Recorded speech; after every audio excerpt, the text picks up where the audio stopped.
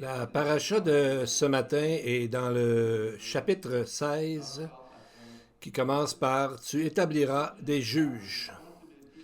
Les juges avaient la responsabilité de juger avec justice, c'est-à-dire de respecter les droits des personnes, de ne pas se fier aux apparences et de ne pas laisser corrompre par les pots de vin. Le rôle des juges n'est pas une tâche facile car certaines situations peuvent paraître très difficiles à juger lorsqu'il y a, par exemple, une cause relative à un meurtre, un différend, une blessure ou un dommage. Il y avait des conséquences graves pour ceux qui n'écoutaient pas les ordres d'une sentence prononcée par le juge. Pardon. À la place des juges, si le peuple désire un roi qui règne sur eux, ce devrait être un roi qui choisira l'Éternel. Le peuple prendra un roi du milieu de ses frères, qui n'amasse pas de grandes richesses et qui ne possède pas un grand nombre de chevaux, ni être tenté de retourner en Égypte. Il ne devait pas avoir un grand nombre de femmes afin que son cœur ne se détourne pas de Dieu. Voici ce qu'il devra faire. Deutéronome, chapitre 17, versets 18 et 19.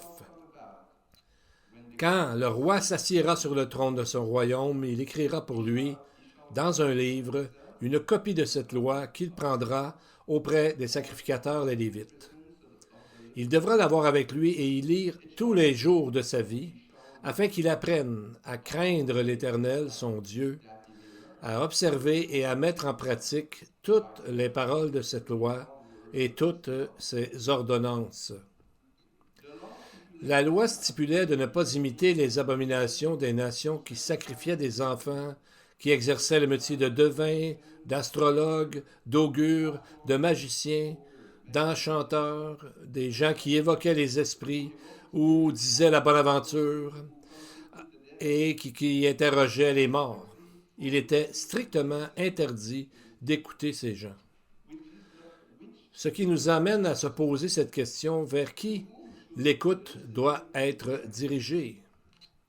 Dans le contexte, que ce soit les juges, les rois ou même Moïse que Dieu avait établi, ces responsables sont tenus de se soumettre à la parole de Dieu, car ceux qui les suivent seront influencés par eux et auront tendance à les écouter. Le cœur de cette section dont nous parlons se retrouve dans Deutéronome, chapitre 18, verset 15. Moïse dit, « L'Éternel, ton Dieu, te suscitera du milieu de toi, d'entre tes frères, un prophète comme moi. Vous l'écouterez. » Ceci fait écho au psaume 2, verset 12, qui nous invite à embrasser le Fils de peur qu'il ne s'irrite et que nous périssions dans notre voie. C'est ce que le texte de psaume dit. Cet acte symbolique signifie une soumission envers le Fils, une écoute active qui est celle de l'obéissance. Dans le Nouveau Testament, Dieu le Père parle de façon audible à de rares occasions. Nous sommes tenus de prêter une grande attention à ces paroles. Voici ce qui s'est passé lors de la transfiguration du Messie, Matthieu chapitre 17, verset 5. Et voici une voix fit entendre de la nuée ces paroles. Celui-ci est mon Fils bien-aimé en qui j'ai mis toute mon affection. Écoutez-le. Les juges avaient une grande responsabilité et ne devaient pas écouter le premier venu. Dans Deutéronome 19, verset 15, il est mentionné qu'un seul témoin n'était pas suffisant contre un homme pour constater un crime ou un péché. Dans Deutéronome 21, verset 1, si un homme était trouvé tué, les anciens et les juges devaient mesurer les distances à partir du cadavre jusqu'aux villes des environs. Lorsqu'on voit cela dans des scènes de crime, des accidents encore de nos jours pour déterminer une cause, celui qui juge doit être vêtu de beaucoup de discernement. Premier livre des rois, chapitre 3, verset 9. Le texte dit un exemple que Salomon a prié pour justement son ministère. Accorde donc à ton serviteur un cœur intelligent pour juger ton peuple, pour discerner le bien du mal. Car qui pourrait juger ton peuple, ce peuple si nombreux? Verset 10. Cette demande de Salomon plut au Seigneur.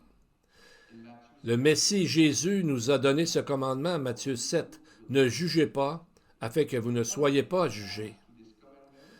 La qualité qui se rattache à ce commandement, c'est le discernement. À cause de la vieille nature, le premier réflexe que nous avons lors d'une situation, c'est de juger. Et nous devons en être conscients de ce fait. La deuxième chose que nous devons considérer, c'est que notre jugement est toujours plus sévère envers les autres qu'envers nous-mêmes.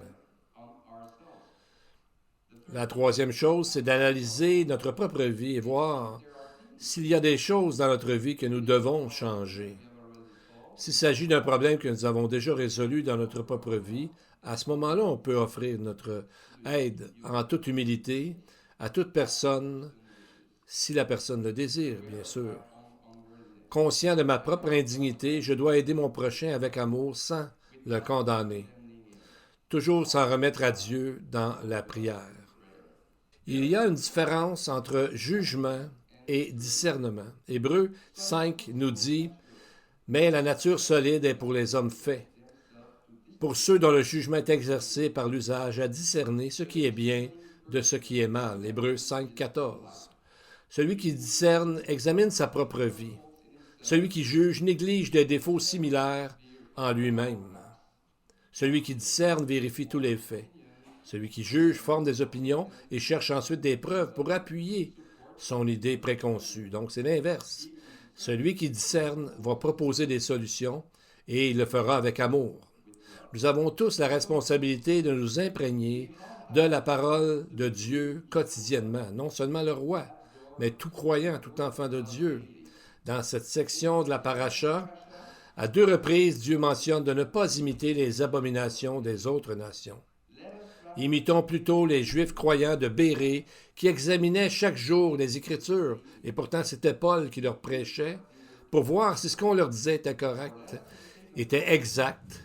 Imitons aussi les prophètes qui ont fait du salut l'objet de leurs recherches et de leurs investigations, voulant sonder l'époque et les circonstances marquées par l'Esprit de Christ qui était en eux, qui attestait les souffrances du Christ et la gloire dont elles seraient suivies. Rappelons-nous de ce titre, le jugement, contrairement au discernement, donne des sentences exagérées. On n'a pas exactement en français l'équivalent, mais le message est que le jugement donne des choses exagérées dans nos pensées. Amen. Gloire à Dieu.